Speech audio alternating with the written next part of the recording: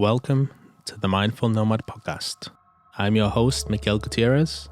This podcast is an exploration into the world of creatives, community leaders, and entrepreneurs, taking a deep dive into their lives, focusing strongly on lifestyle, spirituality, mental health, and education. So grab a seat, relax, and join me for this exciting journey through conversations with other mindful nomads. Okay, sweet. So welcome to another episode of Mindful Nomads. Today we have Mr. Marcel Jonas Vormawah. No, everyone gets the name wrong. Go on. You had one job, and you've known me long enough for Mr. Marcel Vormawah Jonas. Vormawah Jonas? MVJ. Okay. Not that anyone calls me MVJ, but you should know always that. get it. Does everyone always get it the wrong way around? No, people just don't. At least you pronounced it right, I give you that. Yeah. People normally don't pronounce it correctly. How did he say it? People normally just hesitate and they see it and they go, Marcel, and it's normally when I'm on stage, or it's normally something in front of people where there's reason not to mess my name up, or at least ask first, like, how do you say that? So, yeah. For the audience at home, can you give us a little bit of background into you and your life? Yes, so as we've established, I'm Marcel. I don't want to say Marcel, a bodybuilder. There's more to me than that, but yeah, 30 years old. We'll start with that. Something just to take in a different direction. A fitness instructor / personal trainer, online coach, gym owner, basically all things health, well-being and fitness. A competitive bodybuilder. I have been for the past 13 years now. It makes me feel really old, that. Yeah. 13 years has gone fast. Yeah, I mean... Well, five of that I've known you. Which is even with that, it's 6 years. It's 6 years, yeah. That's gone really fast, yeah. So I first came across Marcel because I was looking for a PT. I think I put an Instagram post up, and then Pete got in touch and said, he suggested one or two. He said, this one's really good, or try this one. So I tried the second one. The first one was full, so I ended up with... No, and then, I just started coming to the training station, which obviously we'll get onto that anyway. Yeah. And then we've been kind of mates since, isn't it? Yeah. We hit it off now. We got on well, which is actually a really important thing, I think, with anyone with a job of that nature. If you'd have walked in and been really quiet, really awkward, I don't think we'd have been sat here now. No. 6 years on. We'd have probably let the block of sessions run out, gone our separate ways, and either gone to option A, if option A then had availability. Well, it's a funny thing because I didn't even think about this before, but barbers and PTs kind of have that similar insight into the personal lives of people because they get to know them a bit more in depth. It's like therapy. Yeah. I'm quite sure you get someone and it's like the therapy chair for that, like half an hour or 1 hour or whatever it is. I know people's life stories. So people will come, and I think for some people, they've got an objective, a goal to get themselves into shape or whatever the goal may be. But for some people, it's the escape from family, from stress. It's someone to talk to, and that's actually quite a common thing. I've found it's probably the same with yourself. People tell you everything. It's great. I've had relatives in before, and this thing where there's always three sides to a story. You'll hear both sides of the story, and you can kind of make up the bigger picture from what people are telling you. But yeah, I think it's like that with any kind of job where you kind of have a client and you've got an hour with them or so. People tell you a lot of the business. Yeah. It's just like these little questions or conversations you have. You just start to open up over time. Yeah, I think you build up that level of trust. I mean, no one walks in and goes, right, here's what it is, and spills life drama. But over time, people have... I mean, it's a good thing that someone... I like the fact that someone feels they could come to you as a person and speak about something that may not be a big problem, but in that moment it is to them. Sometimes it is genuine. People have reached out to me with serious issues, not issues, but I mean serious problems in life. And as much as it's not initially my job to take that on board, if I can help someone and it sends them in a better direction, that's a big... What's the word? I appreciate someone thinking, do you know what? I need to get this off my chest and I can speak to this person. So let's go back to the start, because fitness is a huge part of your life, and you've been in and around the gym for quite a while. As long as I've been alive, pretty much, yeah. There is some photos that exist of me, probably, well, yeah, less than a year old, actually, at bodybuilding shows. Mum and dad both were competitive. We've obviously got the family, we've got the gym, so as long as I can remember, I've always been around, involved in fitness in one way or another. How did they meet? What was the story with that? And was it just, there was a coincidence they both did bodybuilding? Do you know what's mad? It's not I don't know. Like, I've never sat down and been, how did you actually, I've never had that chat with them, and I mean, I probably won't ever have that chat because they're not together now. Yeah. So there'd be no reason. Don't get me wrong. I'm fortunate. My family, both sides, very, very open family. There's not a question that exists that I wouldn't even have to brace myself. I could go to my mum or my dad or my nan, anyone with any question and be like, look, and we'd have a chat about it and we'd have a laugh about it. Chances are, it's not that I couldn't ask, it's just something I've never asked, so. But were they both competing? No. So they didn't. Neither of them actually competed until later on. Obviously, they were together a couple of years before I came along. I think it was my mum had competed first. Well, she was the one who was more into it. I think through that, my dad kind of fell into it. Obviously, with the gym, being around it. I think if you're around it long enough, the idea of, I wonder whether I could have a go at that, sort of sits in the back of your mind, and some people kind of put it to bed and don't even waste the time or bother. A lot of people end up trying, and obviously my dad did get a few years out of competing, yeah. And also, I mean, when did Training Station open? I want to take a guess. Well, I say, as far as the month goes, I think it's July of 95. 95. So this year will be 28 years. And how did it start? Was it with your uncle? It was me mum's brother, yeah. My uncle set it up initially. A couple of years in, my dad jumped on board with him. And I know at the start it faced all kind of the struggles that any business. You set up a big independent gym. At a time, it was a very, very different time, back in the 90s. Fitness was not a patch on what it is now. It wasn't as mainstream. So a gym like that, people would kind of steer clear of it. Not that there was any reason to, but it was more like a thing of the unknown. I think gyms were labelled as like grafters and doormen. Your everyday people, your good citizens, your working 9 to 5s would go to like a leisure centre, as opposed to a gym, a hardcore gym. Yeah.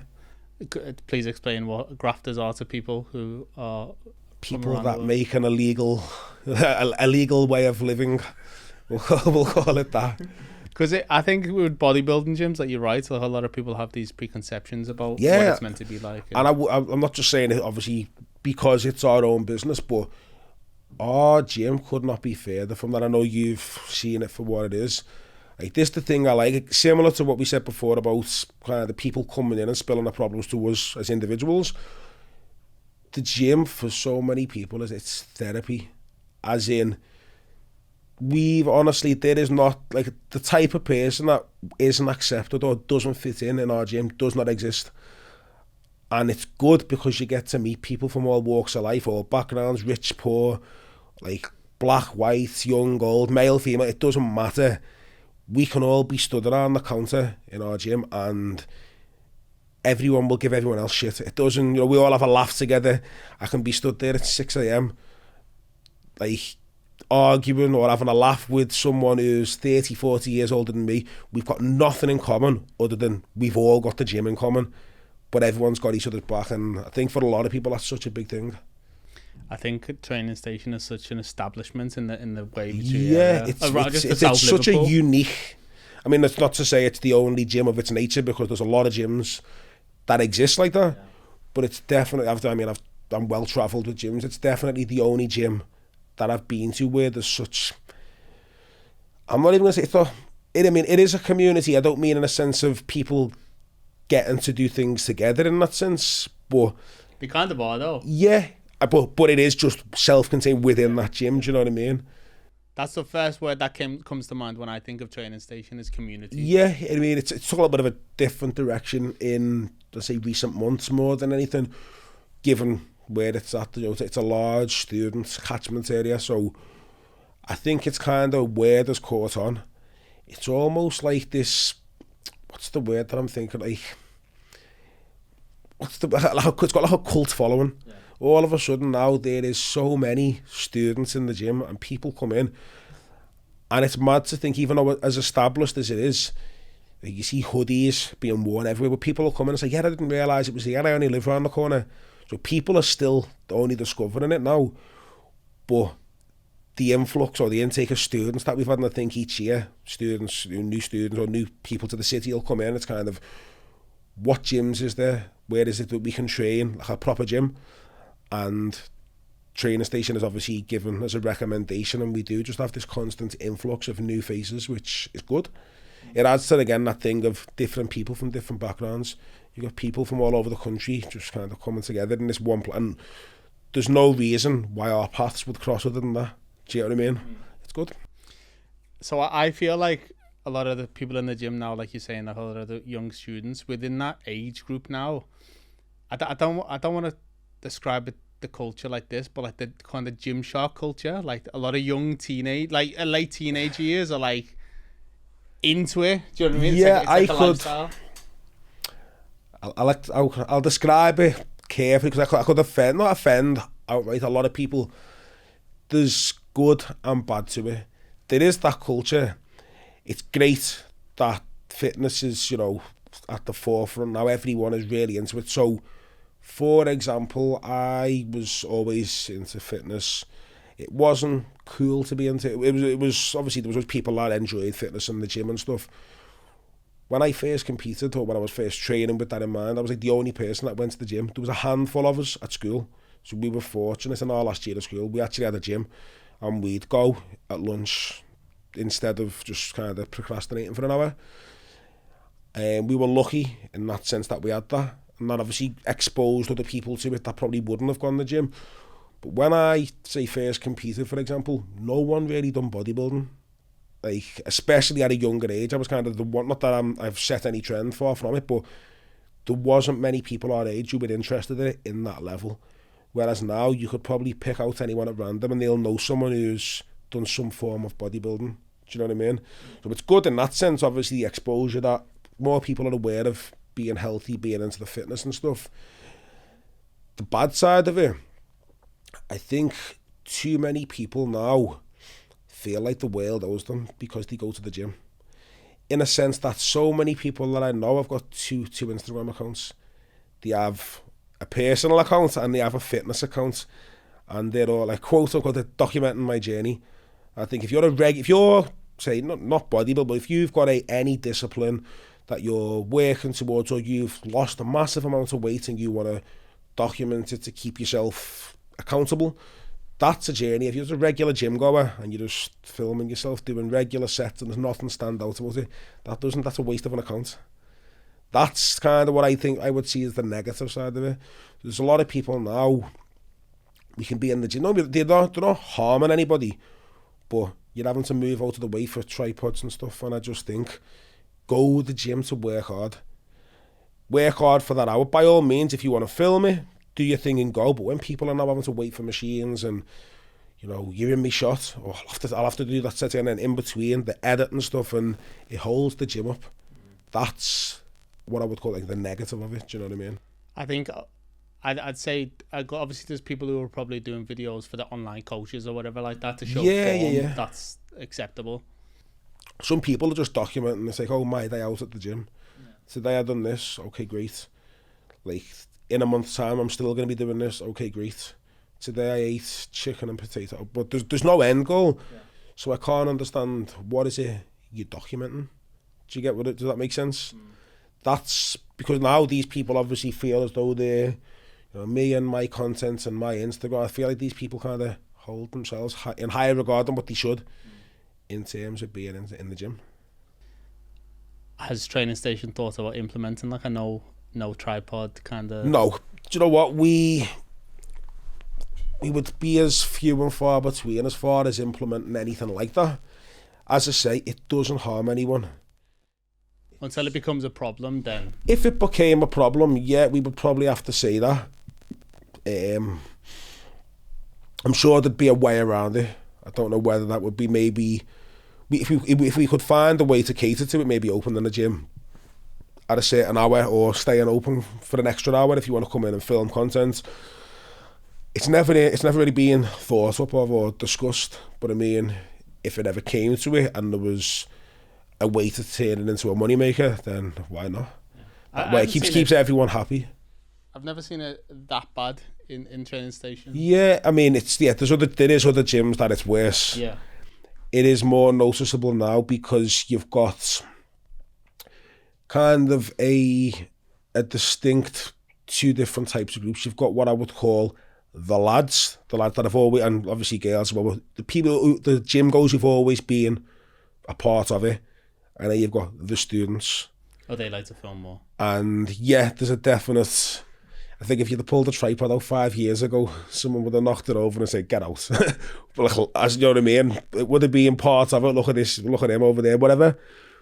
I mean, it's accepted now because, if anything, they're the majority. Yeah. But there's a definite difference between the two groups of people. And how has your kind of clientele changed with, taking clients Me on? Personally? Yeah. A lot more people looking to get on stage now?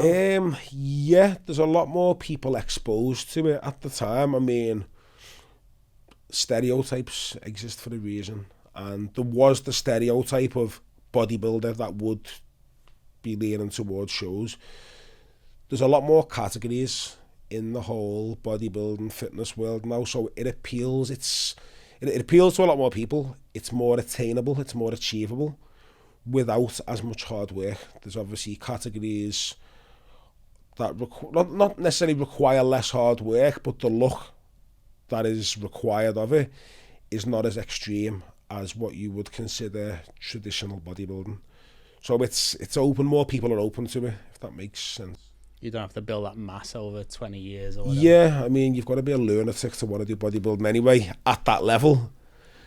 Just because of, as rewarding as it is, when you actually break it down,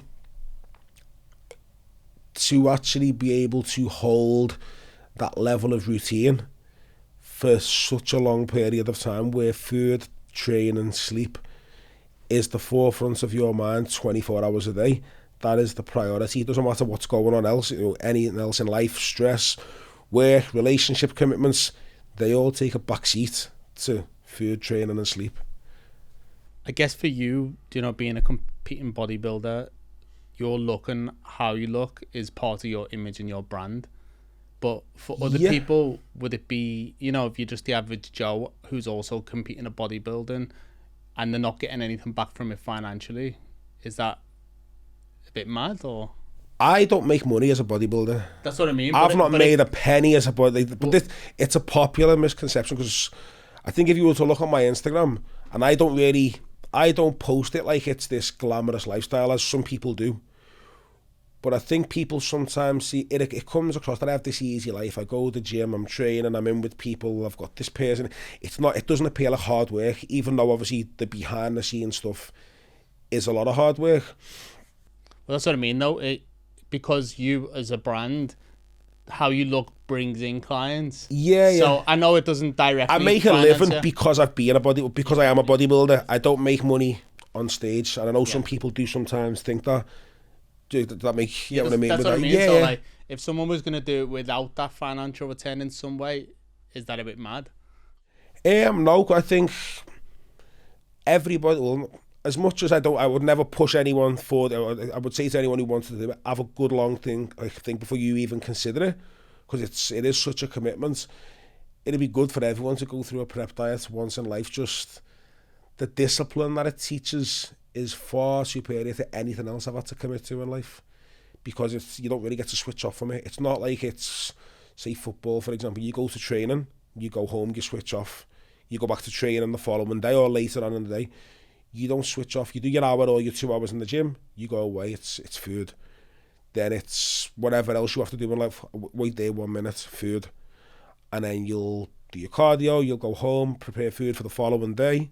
I don't know why I'm looking at a watch that I don't, but basically it's all to time, do you know what I mean? It's very, very restricted as far as the timing of it goes. Yeah, so break it down, like obviously there's a lot more complex, but you and you're a year out from your next show. What is the process for you getting ready for that show?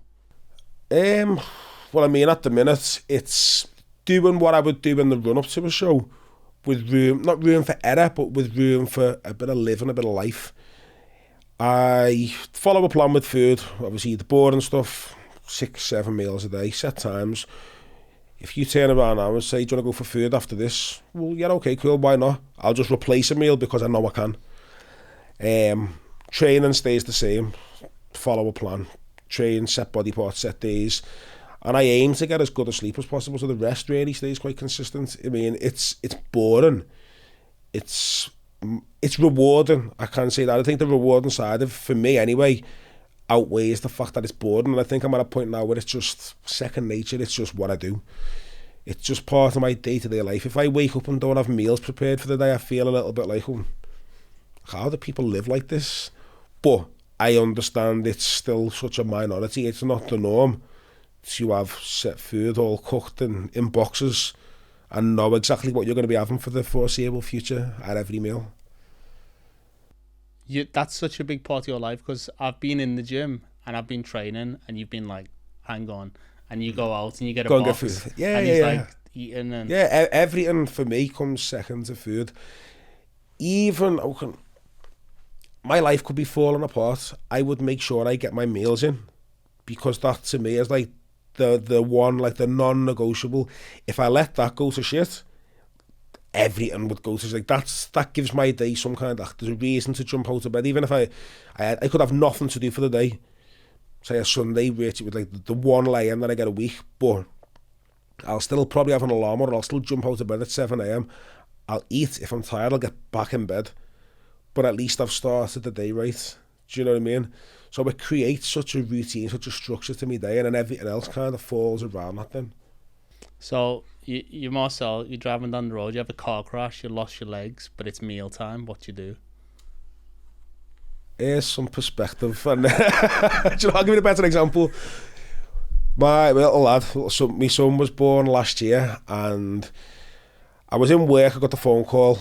Basically, we're going to have him today. So I finished work. I finished like the hour that I was expecting it. So I had the day's worth of food, and I very naively, I just thought, yeah, a few hours. She was induced. But yeah, very naive, you know, a few hours in and out. I'll be back home by tonight. And I honestly, it sounds, I think I'm just in auto, but I honestly thought I'll be in the gym in the morning to train legs. It was a Thursday. And that was my thing. I thought, yeah, she'll have them. I'll take them home and then I'll go and train in the morning. And that was, I didn't even think that was like anything, like there was anything wrong with that. Anyway, as it was, I was very naive for thinking that. It got to around midnight and there was still a few hours to go.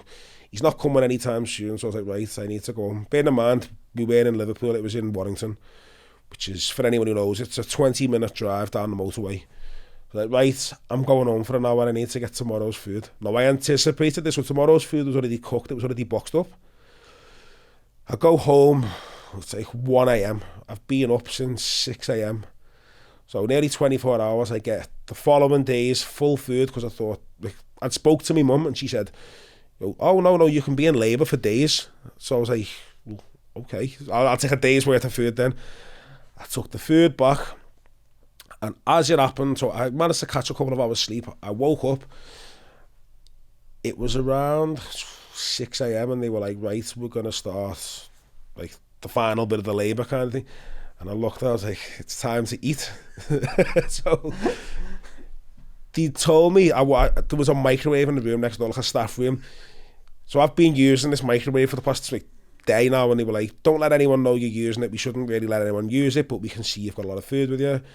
So I was like, right, I'll be back. I goes, and I wouldn't normally eat it in this way, but obviously I had to prepare for the fact I don't have a blender, I don't have...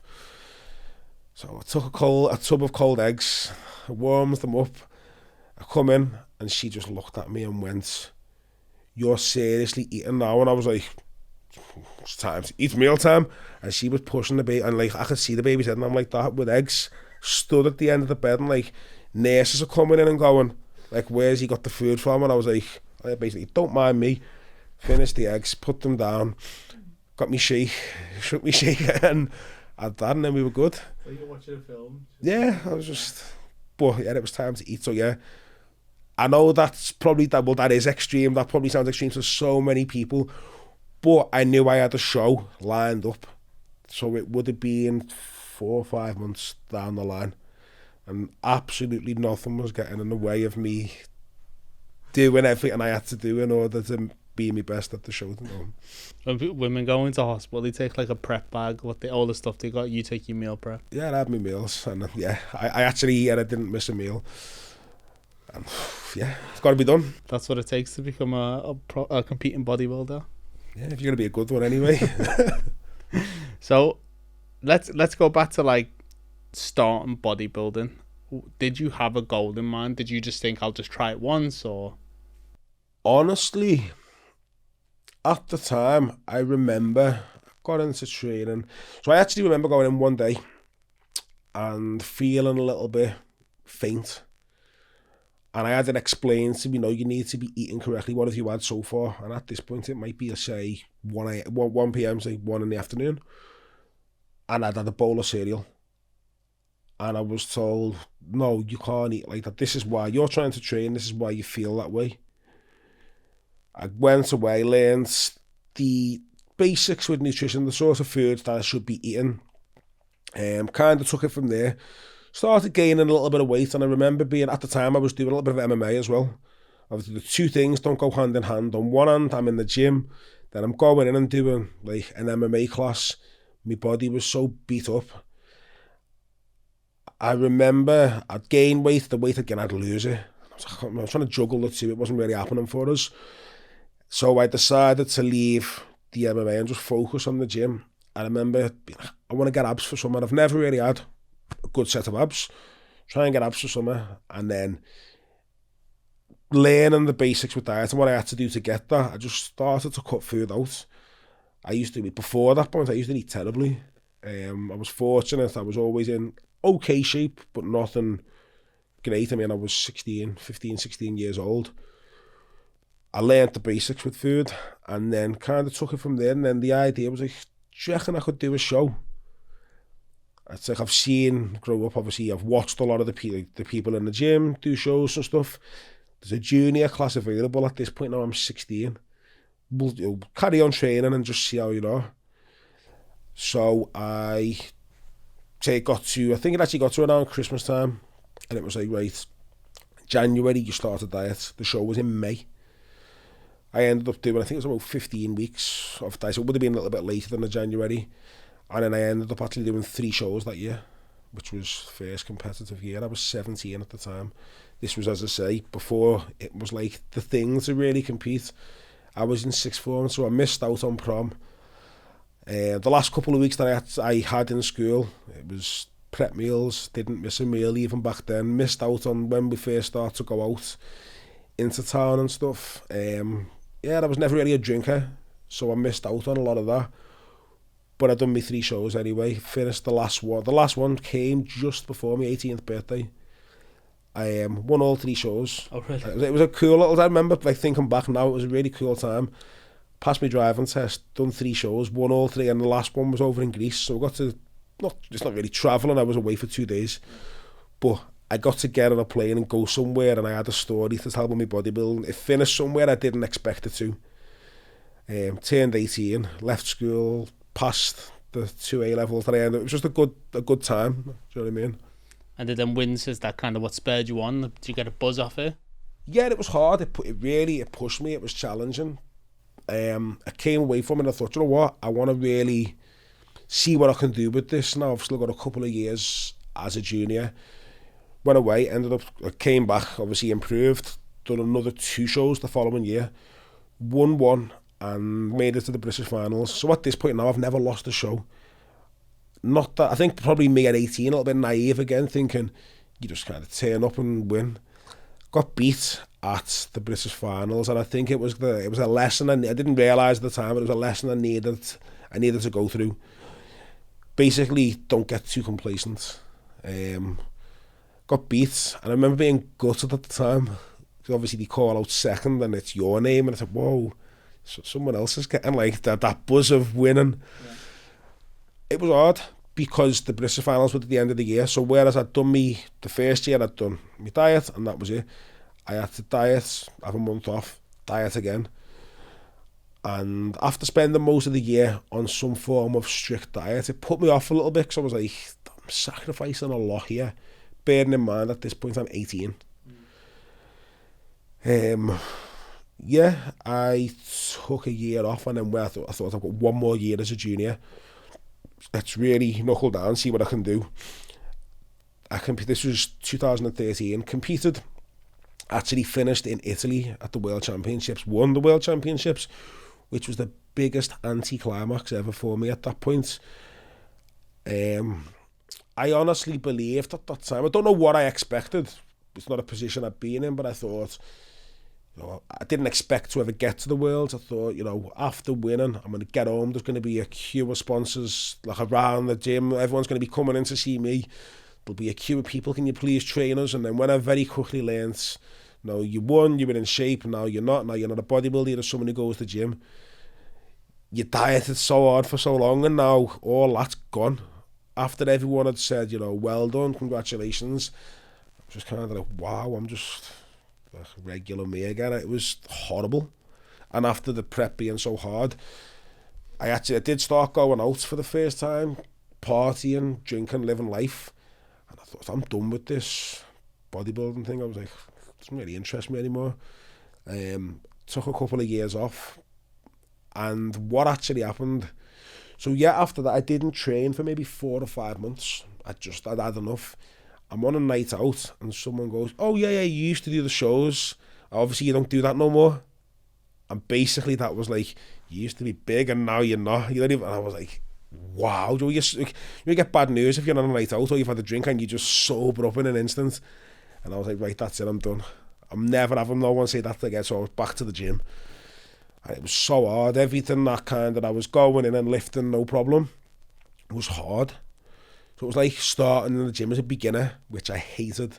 I was like, never again.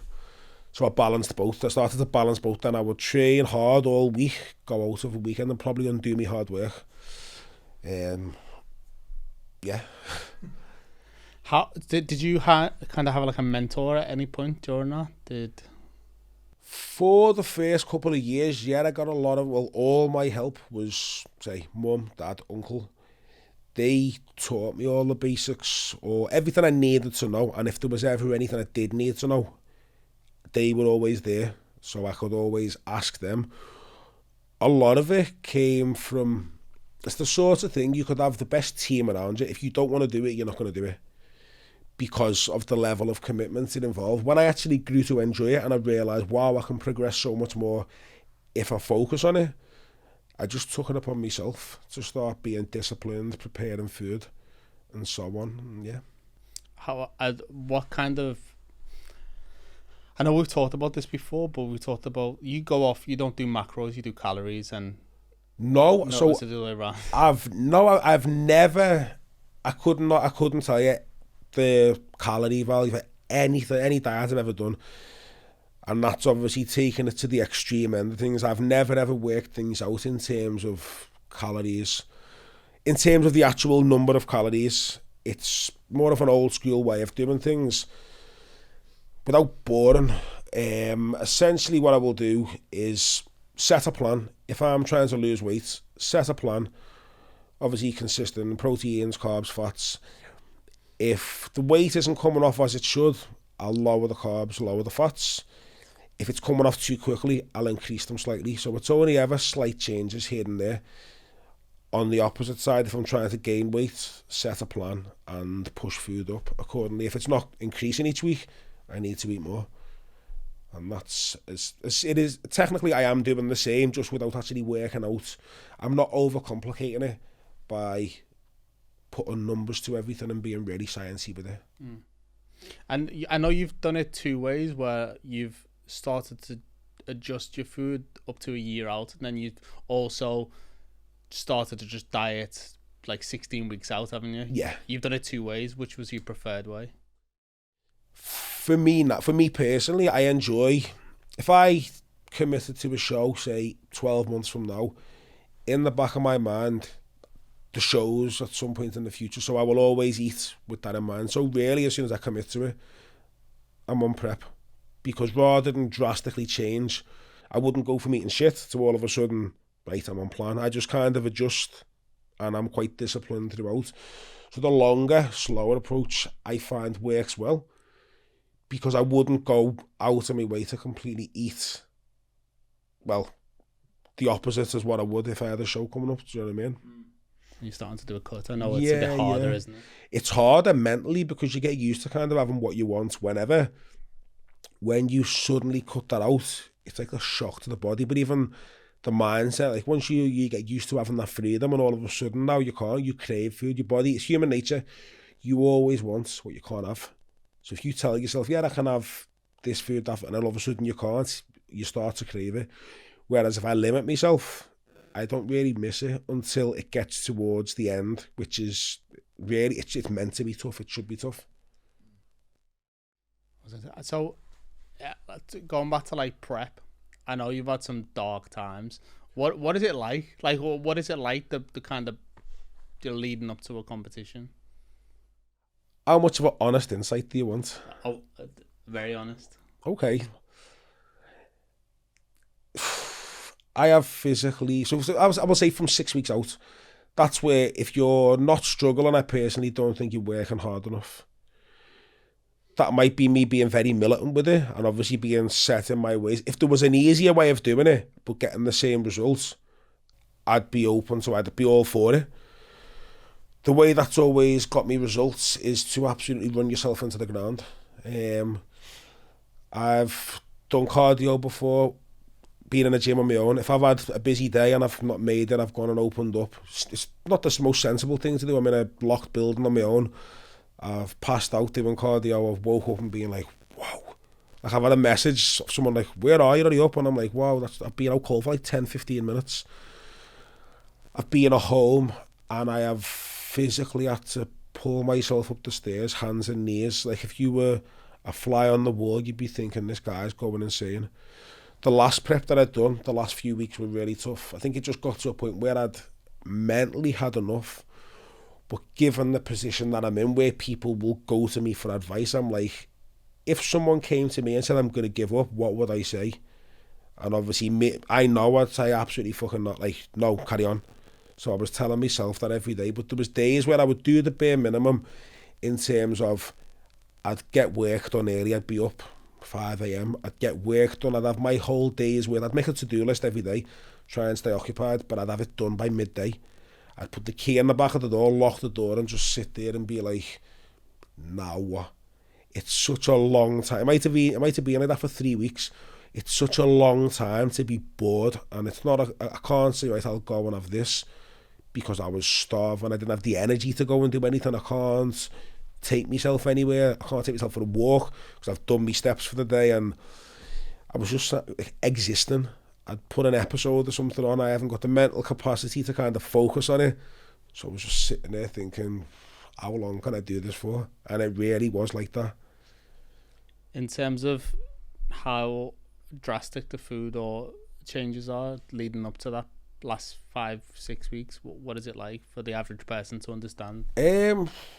I like to be ahead of the game with it, so I wouldn't ever want to be doing anything drastic in the last few weeks. I'd rather kind of cruise into it.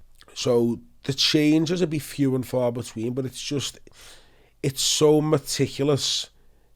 The average person who doesn't compete or follow any kind of bodybuilding, where people would say, oh, surely one can't hurt. No, one could hurt. I'll explain, this will sound absolutely crazy, but the way, and I've explained it to people like this before, not, as I say, I'm not a calorie person, but just to put into perspective, I'd weigh out, all my food gets weighed out. So one of the things on my plan was cashew nuts. And if I was to put up 2 portions of 30 gram a day, if I put an extra 2 gram, I think at the time it was something like an extra gram. It was, I'm trying to get the numbers right on this. It was something like, if it was an extra 3 grams, which is probably an extra nut, which is nothing. It's just like a small handful. So yeah, the 2 portions a day, it's 6 grams a day, which over the course of a week is 42 grams, which is nearly 300 calories. So I was doing at the time half an hour to 40 minutes on the Stairmaster, which if anyone who does cardio knows, the Stairmaster is very hard. Out of all forms of cardio. But basically you're cancelling out 1 whole day's worth of Stairmaster just by having an extra nut twice a day. That's how meticulous it is. And for anyone who's ever been on a weight loss journey who said, I can't lose weight, that's probably why. That's how easy it is to overeat. Yeah, that's the answer. Weigh your cashews correctly. But no, see, it's so meticulous like that, where people would say, oh, surely one won't hurt. That's how like strict it is. So in terms of, you've got to take something off the scales and put it back in the bag, and that'll do later. That's how it gets. And let's dive a little bit deeper into the bodybuilding side of things, because obviously there's a lot of taboo around obviously the use of steroids, and people use it, but obviously most competing bodybuilders do use it. Is it kind of open between each other, but not everyone else? I would never call any individual out, but I would say it's commonplace in sport. Bodybuilding gets a bad name, should I say. It has a bad stereotype attached to it because we're open and honest, and bodybuilding doesn't say, we don't allow it. We know it goes on. It's not spoken about because obviously a lot of the mainstream sponsors would probably turn their back on it. Not that it has all kinds of lucrative contracts or anything, it doesn't. I think some of the big names would turn away from bodybuilding if it was discussed openly. But I think the problem with it is, we know it goes on, but it's not discussed openly enough, if that makes sense. People kind of shy away from it, which is why the negative stereotypes exist. And I don't think they should, because a lot of them are very incorrect. Well, I think a lot of people have probably the wrong idea about what they are, and it's mostly down to people who misuse and abuse. Yeah, of course. I mean, if you abuse anything, how many people do you know, maybe not know personally, but on a night out, people want to misuse alcohol. They end up fighting, they end up in hospital, they cause a nuisance. Recreational drugs, party drugs, people will misuse them and won't think twice about it. They're only harming their bodies in a similar way, should we say. Abuse of anything, too much of anything's not good for you. Smoking, fast food's probably the worst one of all in terms of numbers and how much damage it does to people.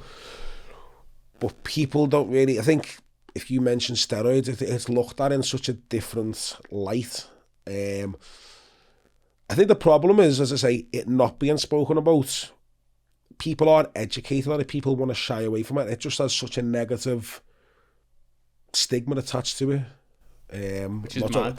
I'm not sure where it would originally come from either. I think it's the press like to give it a bad name. The same press will advertise fast food for your kids, knowing damn well it causes such a list of problems, far more than any steroids will ever cause. But then they'll put articles up slating it or using one negative example as, this is how all people are who've used, this is what it will do to you, this is what it will, and that's far from the truth. That's it. It's usually they pinpoint the person with a heart attack or someone who went nuts. They'll make an example out of someone, but there's so many successful, obviously a lot of drugs that are used, by the way, originally they have a medical purpose, and they're obviously taken for, if anything, they're taken for the side effects of that quite often. I'm sure you get what I mean with that. But yet, as I say, they'll make an example out of somebody for the negative associations with it, without failing to see the amount of good that can actually come from it. That's not me saying, steroids are good take, but you get what I mean with that, yeah. I think we've spoke about it before as well, where you've kind of addressed something where I've asked you a question about the jump from amateur bodybuilding to professional. Yeah. And then that's when it takes it up a notch. Well, yeah, I mean, the way the fitness, again, I wouldn't call out any person or any group of people individually. I wouldn't single anyone out, but I honestly, drugs are such a commonplace in a lot of sports now. I think people being caught is kind of on a, if they want to catch you basis, they will make an example out of you. We know it goes on, and it's far more prevalent, or it's done at such a higher level in a lot of sports that we absolutely champion much more. We give much more airtime to than bodybuilding. Sports that do have big lucrative contracts and big sponsorship attached to it and get a lot of airtime. There's a lot of drug use involved on a much higher level. It doesn't have the negative stereotype attached to it as we picture bodybuilding as being like a shady sort of backstreet thing, hush hush. We know it goes on, but just there's people in sports working with doctors at such a top level, being wired up and told exactly what they're deficient in and what they need, and they're having the bloods messed with and everything. It's being done at a much more advanced level in mainstream sports. In most sports. Yeah, in a lot of sports. But I don't think there's anything wrong with it. That's just my own personal opinion. It's a level playing field. If everybody's doing it, it's a level playing field, and it makes for a more interesting sport. See, we use bodybuilding as an example. There is tested federations, there's natural federations, but okay, they do put a lot of hard work in, and I'm not discrediting that. Why would you want to go and see someone that isn't much different from a good physique you'd see at the swimming baths? If you're going to pay money to watch something, you want to go, wow, fucking hell, look at the size of them, and you want to see something that's a little bit different from the normal. Like me and you. Yeah, well, obviously that's where I get my inspiration from. You taught me everything I know. But no, do you know what I mean? Yeah. With any sport, I mean,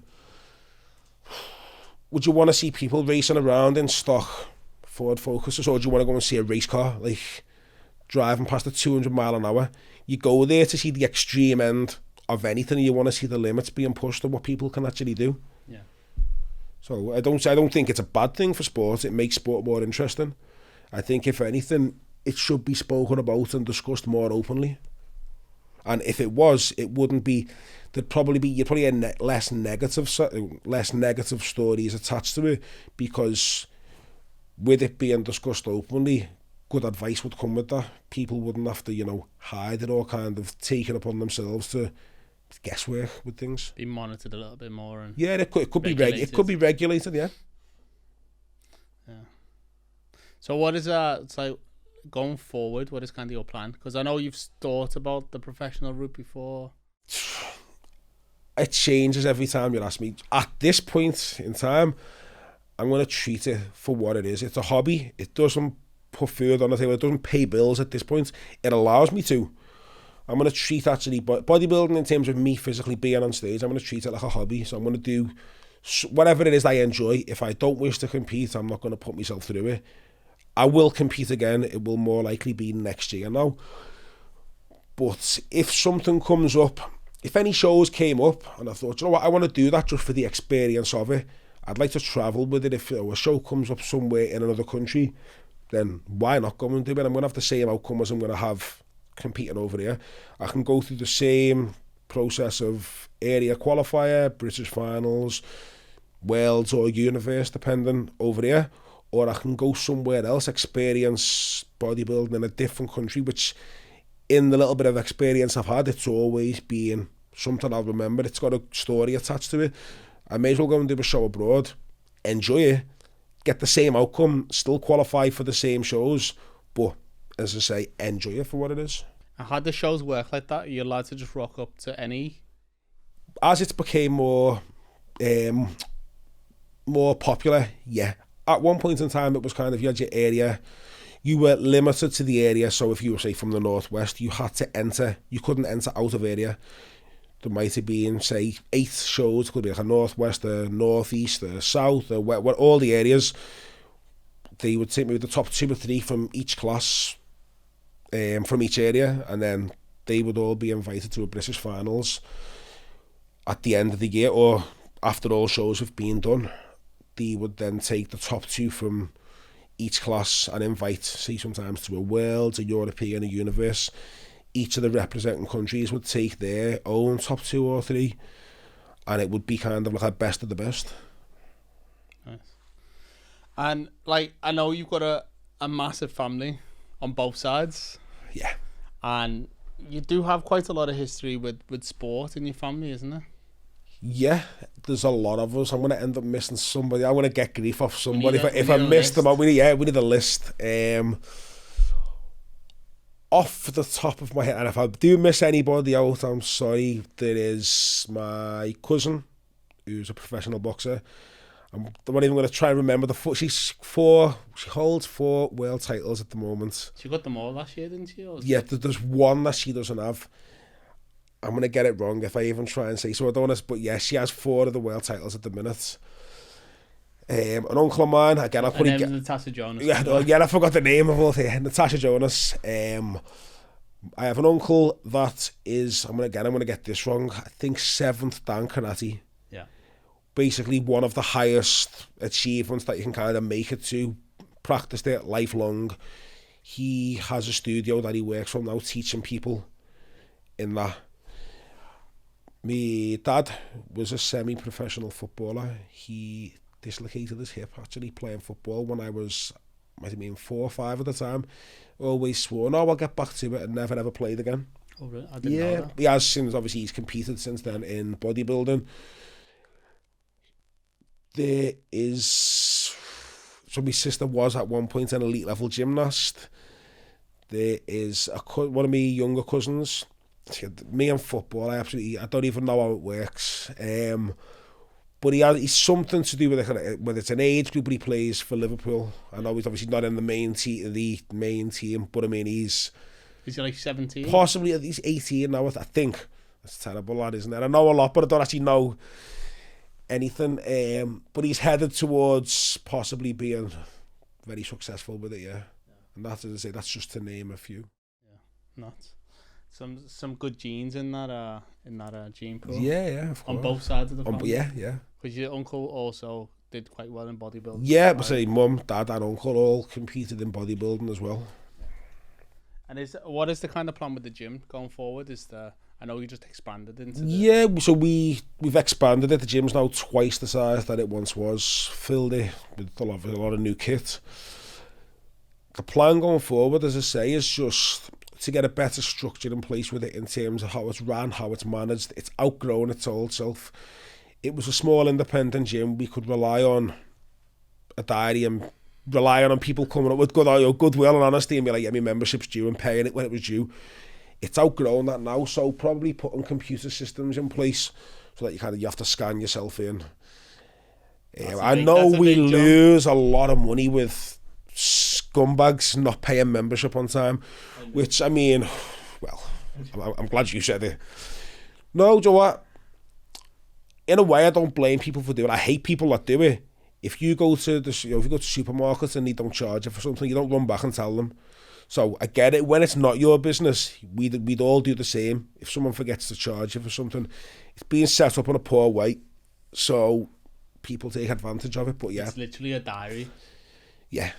You just write the names in and then no one checks. Well, yeah, it's being checked at the minute, and the number of people that we've caught out, it's great, because my dad will sit there some days and as people, he gets everyone has to sign in, and he'll have people walking, they try and walk past, they'll go, mate, sign in please, and he'll watch, they go, what's your name? I'm checking all the memberships, and people will go, I think I have to pay mine now, and as it'll turn out, they'll be out of date, and he goes, well, yeah, you know it from then, you've still been coming in because you've signed in then, and you've signed in then, so you know from then.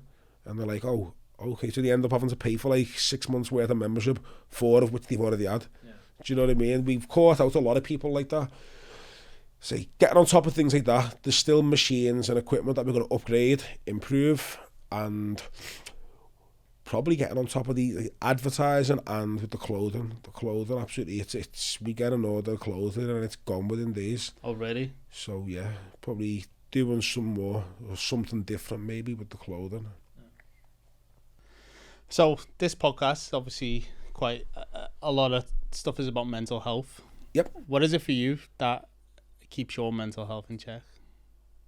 Probably a lot of the things that we've discussed already. I mean, I'm not going to go on about them again, but having a routine, having the gym, having goals to work towards, speaking with people. I think sometimes if anything's ever gone wrong in life, I know we've both been there, it's easy to feel like you're the only person in the world with problems. Getting your problems out, speaking to people and realising that you're not the only one with problems. Not that your own problems don't matter, but everybody has shit going on. Your problems are never as bad as they seem when you hold them in. Things can always be solved. Yeah, I stay on. So that's interacting with people being the main thing, I suppose, and making sure I've always, no matter what, I get out of bed of them. I don't allow any kind of problems to consume me or take over and become bigger problems. I know a lot of people, obviously you would have heard firsthand about this, but a lot of people during the lockdowns and when the gyms were closed, it had a massive effect on them. Yeah, it was not a nice time. I say I was fortunate with having the gym. I could be in the premises and train. It wasn't fun. For me, it was a bigger version of someone being in the living room with a set of weights. It was more space to be lonely in. So imagine you're going into an empty building, you let yourself in and it's silence, you're in this warehouse, and you've got to try and find the energy to match the energy that you would have if people were there backing you and acting interested and asking questions and so on. For me, that was hard.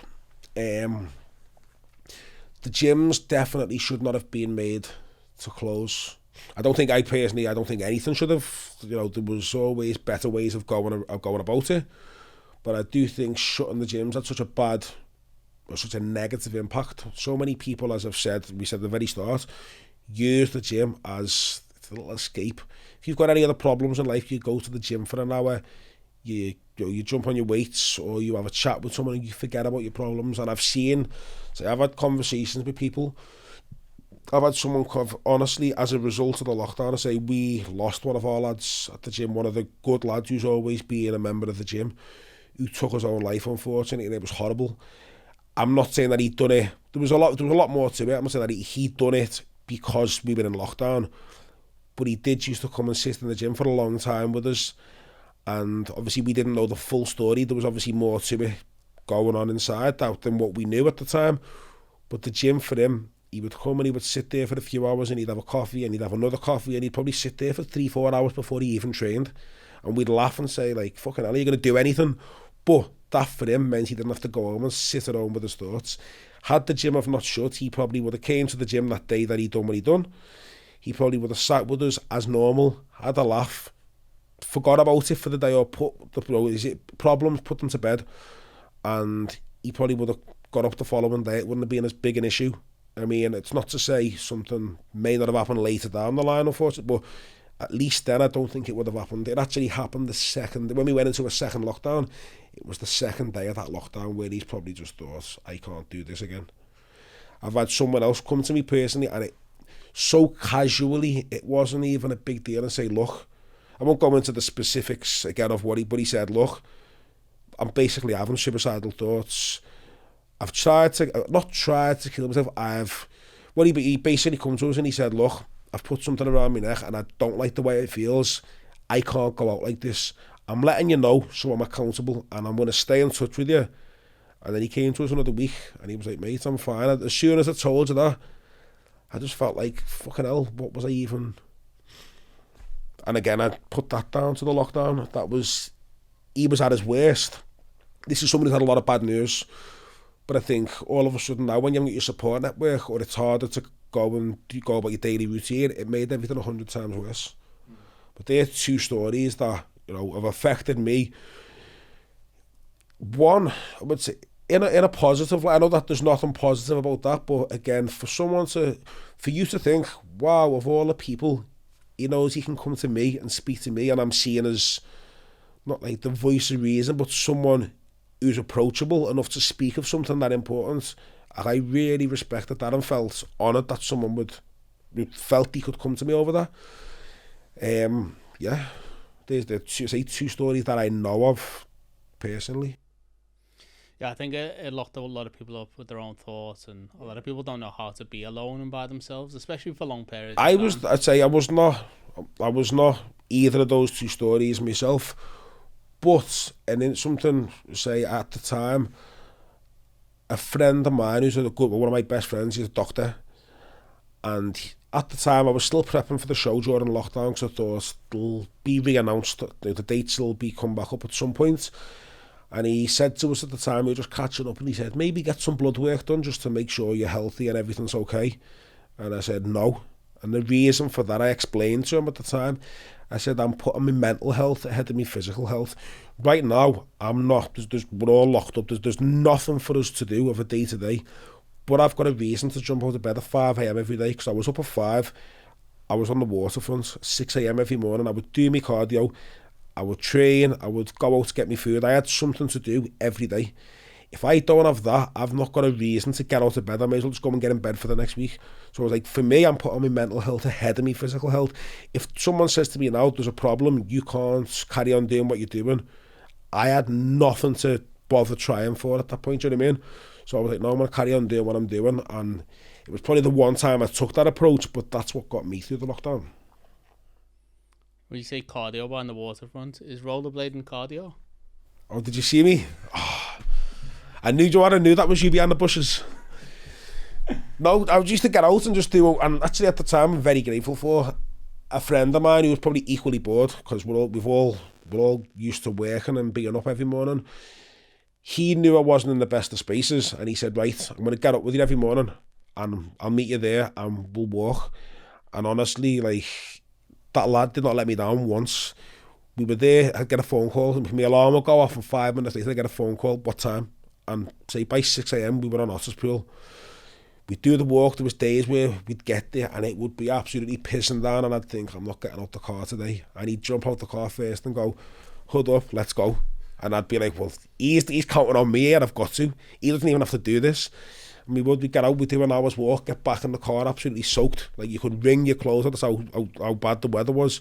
But it was like, no, do you know what? I've done what I said. I've ticked the box, which was good, yeah. Going back to bodybuilding, just to kind of, again, just to talk about Brian. If you were going to give like kind of advice to someone who's thinking about getting into it or has an interest in it, what would it be, starting from, scratch? Don't turn to Instagram for advice. Go to a gym such as ours, or go to a real gym and speak to people. Speak to gym owners, speak to older members, people who've done it before. It's not people who've done it for an online audience or for content. Speak to people who've actually done it, who've experienced it, and you would get two completely different answers if you were to ask each of those groups. But obviously, with age comes experience, comes knowledge. If you were to ask the true OGs of any gym, they would give you that honest insight. Probably, much more than I could probably even give. Learn the basics, don't overcomplicate it, work hard, don't expect results tomorrow. Anything, the generation that we live in now, people want everything yesterday. So, don't like how that looks, well, I'll have the fat sucked out of it. Don't like my lips, I'll have filler put in.